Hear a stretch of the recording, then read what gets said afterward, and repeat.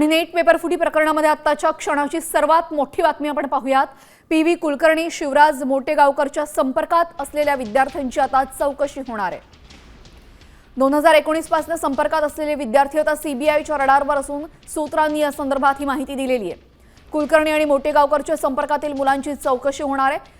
2019 पासून जे विद्यार्थी या दोघांच्याही संपर्कात होते त्या विद्यार्थ्यांची चौकशी होणार असून नीट प्रकरणामध्ये आताची सर्वात मोठी अपडेट तुम्ही पाहताय। आपल्या सोबत या संदर्भात अधिक माहितीसाठी आमचे प्रतिनिधी शिवाजी शिंदे जोडले गेलेले, काय अधिकची माहिती आहे?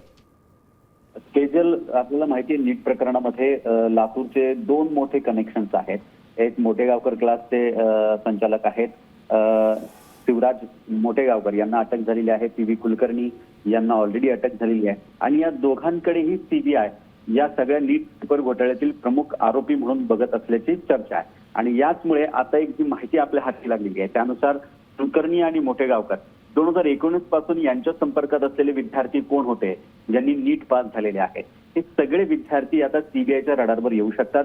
या त्यांच्या संपर्कातील मुलांची चौकशी होऊ शकते, कारण आता ज्या पद्धतीनं या नीटचे पेपर लीकमध्ये धागेदोरे हे मोटेगावकरपर्यंत पोहोचलेले आहेत। हजारो विद्यार्थी त्यांच्या क्लासमधून बाहेर पडलेले आहेत। याच्या आधीही असे काही प्रकार घडले होते का? पेपर फोडले गेले होते का? त्याच्या आधी कसले व्यवहार झाले होते का?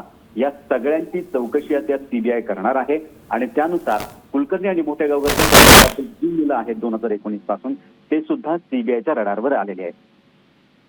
दिलेल्या सविस्तर माहितीसाठी आपण पाहतोय कुलकर्णी आणि मोटेगावकरच्या संपर्कातील मुलांची आता चौकशी होईल। 2019 पासून संपर्कात असलेले विद्यार्थी आता सध्या सीबीआयच्या रडारवर असून पेपरफुटी प्रकरणासंदर्भातली ही महत्त्वाची अपडेट समोर येते।